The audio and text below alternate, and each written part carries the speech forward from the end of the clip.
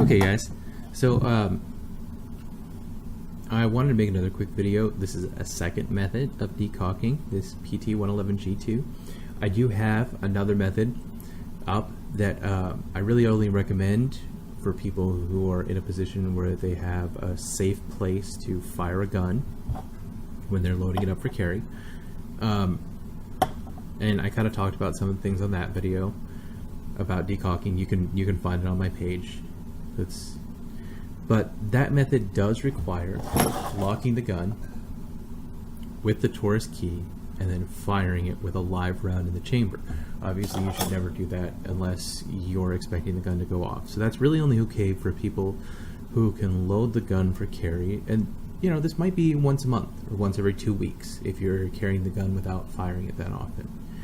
But that's only for people who can load the gun for carry in some place it's very safe for them to be doing it, whether it's they have property where they can do it outside or whatnot.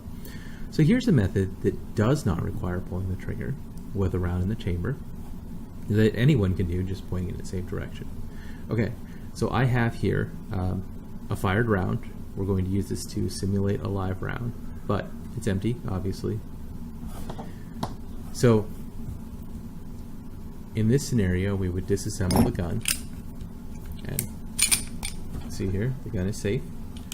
Obviously, we always want to check that, especially with a Taurus Millennium G2, because it does require firing the trigger to take apart the gun. So we field strip the gun as per normal. Take out the spring. Then we have the barrel right here. So we would manually insert the live round into the barrel, set it into place, and also make very sure that this is not, I know it wasn't really clear, but it's not pointing at my hand. This is a live round in a barrel. Keep it pointed a safe direction. So at this point, we're going to have to manually press the extractor. Let me see here if I can get my camera to focus on this. The barrel isn't going all the way into the place because the edge of the bullet is hitting the edge of the extractor, which isn't a big deal if you notice it sticks out a little bit.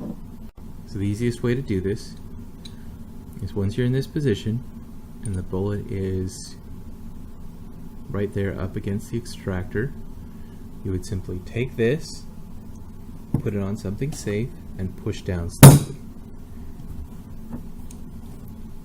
What the noise you just heard is the bullet being pushed into the extractor. So now if you notice, let's see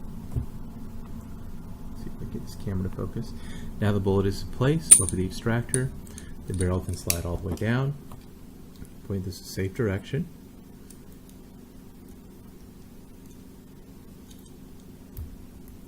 Put in our spring.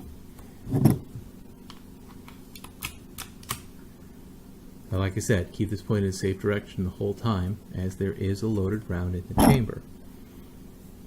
So at this point, if we pull the slide back about this far, it's going to cock the gun.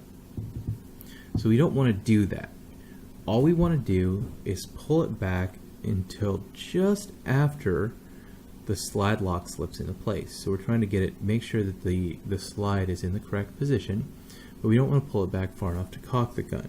So watch the slide lock lever there. That's it.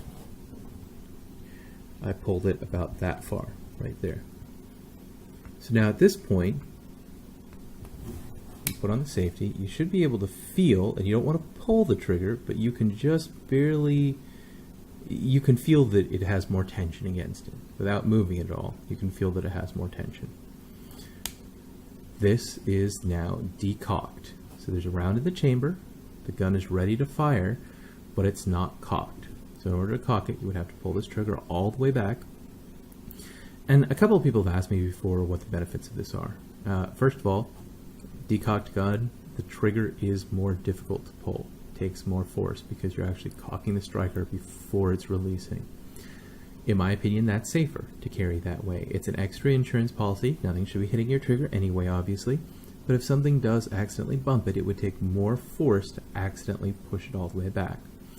Secondly, if something were to happen to this gun, if there was physical damage or something that allowed the striker to release under normal circumstances, It can't in this case. No matter what happens, this striker can't go off unless the trigger is pulled all the way back because it's not compressed. It has no stored energy to slam against the round and set it off. Normally, the striker is compressed, so if it manages to slip off the sear and get past the striker block for some reason due to physical damage to the gun, whether it's dropped or an accident or whatever, this, when it's decocked, that's not possible unless the striker is cocked first and then released. So, third thing that I like better about carrying a decocked gun is this is a spring in here that holds your striker fire in place. When you keep a spring compressed, it tends to wear out faster. Obviously, you're keeping metal compressed in one position, it will tend to form in that direction. So, I like the fact that the spring will likely have a longer life, and I feel it's a little bit safer. Whether you want to do this or not is up to you.